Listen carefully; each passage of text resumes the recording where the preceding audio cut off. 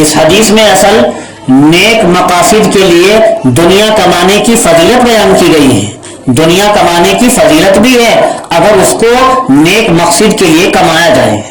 یہ ہے کام کی حدیث۔ حضرت ابو ہریرہ رضی اللہ عنہ سے روایت ہے کہ رسول اکرم علیہ السلام نے ارشاد فرمایا،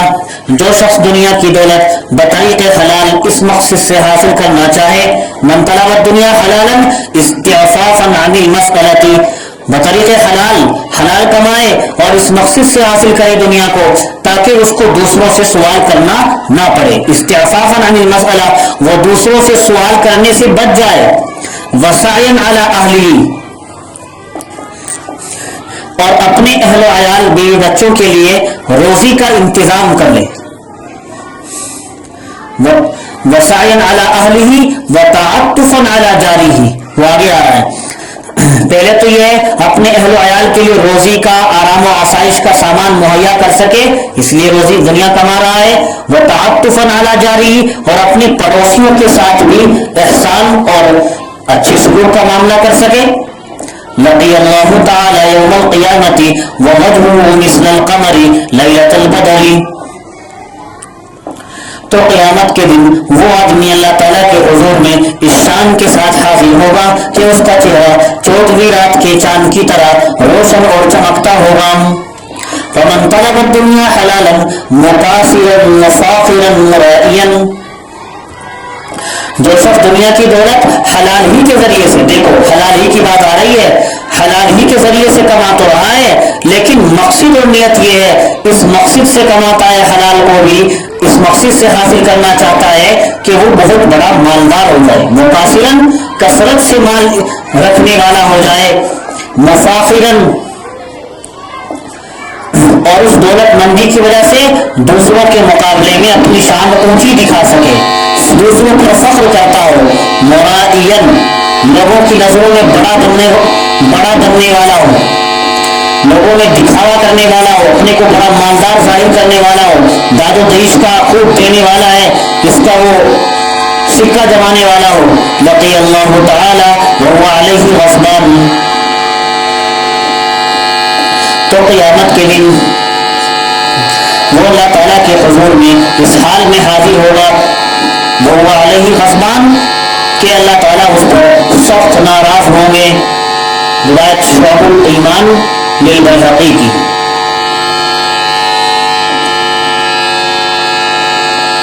امام بیہقی نے شعب الایمان میں اس حدیث کو روایت کیا ہے، اور ابو نعیم نے حلیہ اپنی کتاب میں اس حدیث کو ذکر کیا ہے۔ معلوم ہوا حدیث شریف سے کہ اچھی نیت سے اور نیک مقصد کے لیے دنیا کی دولت کما لینا، حلال ذریعے سے حاصل کرنے کی کوشش کرنا، نہ صرف یہ کہ جائز اور مباح ہے، بلکہ وہ اتنی بڑی نیکی ہے کہ قیامت کے دن ایسا شخص جب اللہ تعالیٰ کے حضور میں آئے گا تو اس پر اللہ تعالیٰ کا خاص فضل و کرم ہوگا، جس کے نتیجے میں اس کا چہرہ 14ویں کے چاند کی طرح روشن اور منور ہوگا۔ لیکن جب اچھی نیت سے کمایا ہو، نیک مقصد کے لیے کمایا ہو، حلال ذریعے سے کمایا ہو، لیکن اگر دولت کمانے سے غرض صرف بڑا دولت مند بننا، دنیا کی بڑائی حاصل کرنا، لوگوں کے دکھاوے کے لیے بڑے بڑے کام کرنا ہو، اور صرف اپنے پاس مال اکٹھا کر کے رکھنا ہو، وہ بھی غلط ہو جائے گا۔ اس کے لیے تو ویل لکل ہمزۃ اللمزہ میں وعید آئی ہے۔ تو یہ دولت کمانا اگرچہ حلال ہی طریقے سے ہو، تب بھی یہ ایسا گناہ ہے کہ قیامت کے دن ایسے شخص پر اللہ تعالیٰ کا سخت غضب ہوگا، اور اگر ناجائز اور حرام طریقوں سے ہو تب تو اور سخت ترین وبال ہو۔ استعفافاً حدیث میں آیا پہلے کہ یہ پہلے والے جس کے لیے فضیلت ہے دنیا کمانے کی، وہ یہ ہے کہ اس لیے کماتا ہے لوگوں کے سامنے ہاتھ نہ پھیلانا پڑے، کیونکہ ہاتھ پھیلانا یہ بہت بڑا گناہ ہے۔ اس سے بچنے کے لیے اگر کوئی دولت کماتا ہے تو اچھا عمل ہے۔ مسائل والا اہلی، جن کا نفع ان کا لازم ہے، خرچہ ان کی کفالت کی نیت سے دولت حاصل کرنا بھی اجر و ثواب کا ذریعہ ہے۔ وتعطفاً، پڑوسیوں کے ساتھ خیر خواہی اور ہمدردی، یہ بھی بہت اچھا عمل ہے۔ پڑوسیوں کے بھی حقوق ہیں، یہ جذبے سے کمانا کہ مال کے ذریعے ان کی خدمت کروں گا، یہ بھی ایک مبارک عمل ہے۔ ایسے شخص کو اللہ تعالیٰ کی یہاں بہت عزت حاصل ہوگی، اور اسی عزت کی علامت کے طور پر اس کا چہرہ روشن ہوگا. جو آگے دوسرا جملہ ہے منطلبہ سے، یہاں سے اصل مراد یہی ہے کہ ناجائز مقاصد سے دولت کمانا. یہ تو علماء کی صراحت کے مطابق حرام ہے. ناجائز مقصد سے دولت کمانا یہ حرام ہے. مثلا اس لیے کما رہا ہے اس کمائی سے ڈیجے بنوائے گا، اس کمائی کو غلط کاموں میں خرچ کرے گا، تو یہ کمانا بھی حرام ہے. اگرچہ حلال ہی ذریعے سے کما رہا ہو، لیکن ناجائز مقصد ہے تو یہ دولت کمانا بھی حرام ہو جائے گا اور یہ غضب الہی کا ذریعہ ہے.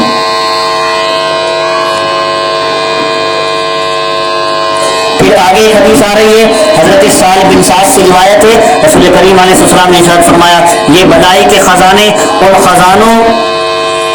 کی کنجیاں ہیں. مبارک ہو اس بندے کو جس کو اللہ تعالیٰ نے بھلائی کو کھولنے اور برائی کو بند کرنے کی کنجی بنا دیا ہے.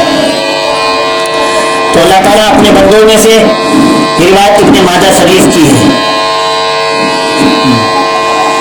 اللہ تعالیٰ اپنے بندوں میں سے کچھ مخصوص بندوں کو نیکی اور بھلائی کے کام کی اشاعت اور ترویج کے لیے منتخب کر لیتا ہے. کہتے اللہ کی توفیق سے ہوتا ہے. اللہ اپنے مخصوص بندوں کو نیکی اور بھلائی کے کام کے پھیلانے اور ان کے رائج کرنے کے لیے منتخب اور پسند کر لیتا ہے. جو ملک کے مختلف خطوں میں پھیل جاتے ہیں، لوگوں کو خیر کی طرف بلاتے ہیں، بھلائی کی دعوت دیتے ہیں، شرعی احکام پر عمل کی پابندی، حضور کی ارشادات، اقوال و افعال پر عمل کرنے کی ترغیب دیتے ہیں، یا وہ لوگ کوئی ایسی چیز ایجاد کر دیتے ہیں جس سے خیر کا رواج اور برائی کا خاتمہ ہوتا رہتا ہے. ایسے لوگوں کے لیے مبارکبادی اور جنت کی خوشخبری دی گئی ہے. یہ ان کے لیے بہت بڑی سعادت کی بات ہے جو اسی عالم فانی میں، جو بڑی سعادت اور نیک بختی کی بات ہے جو اسی عالم فانی میں ان کو مل گئی. جنت کی خوشخبری، مبارکبادی یہ اللہ کے رسول نے جو دی ہے یہ دنیا ہی میں دے دی ہے، اور ان لوگوں کے لیے جو عام لوگوں کو روز قیامت میں ملے گی سعادت نیک بختی، لیکن ان کو یہ دنیا میں خوشخبری دے دی گئی ہے. اس کے برخلاف کچھ لوگ ہوتے ہیں جو خیر کو تو ختم کر دیتے ہیں اور شر و فساد کو رواج دیتے ہیں، اس میں آگے رہتے ہیں، نیکی اور بھلائی کے کام سے روک کر برائی پر لگا دیتے ہیں لوگوں کو، یا کوئی ایسی چیز بنواتے ہیں جس کا گناہ اس شخص کے نام اعمال میں بھی لکھا جاتا رہتا ہے. مثلا کسی نے کیمرہ تصویر کھینچنے کے لیے تیار کر دیا، فلم ہال بنوا دیا، کسی کو ناحق قتل کروا دیا، تو اگرچہ یہ کیمرے سے خود تصویریں نہیں بنا رہا، لیکن کیمرہ بنا کر بازار میں دے تو دیا، فلم ہال بنوا تو دیا، ناحق کسی کو قتل کروا تو دیا کہ سن کر، اگرچہ قتل نہیں کیا. کسی نے شراب نوشی کا اڈا بنوایا، جوا بازی، قمار بازی کسی کو سکھا دی، تو اس کے گناہ اس کے مرنے کے بعد اس بانی اور مجد کے حق میں بھی لکھے جاتے رہیں گے جو ان کاموں کی شروعات دنیا میں کر کے جا رہا ہے. ایسے لوگوں کے لیے اللہ کے نبی نے سخت وعید فرمائی اور ہلاکت کی بددعا بھی فرمائی. لہٰذا آدمی کو خیر اور بھلائی کا ذریعہ بننا چاہیے اور شر اور برائی کا ذریعہ نہیں بننا چاہیے، اور اپنی طاقت کو برباد نہیں کرنا چاہیے.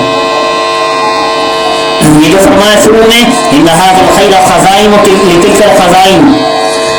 یہ بھلائی کے خزانے اور خزانوں کی کنجیاں ہیں.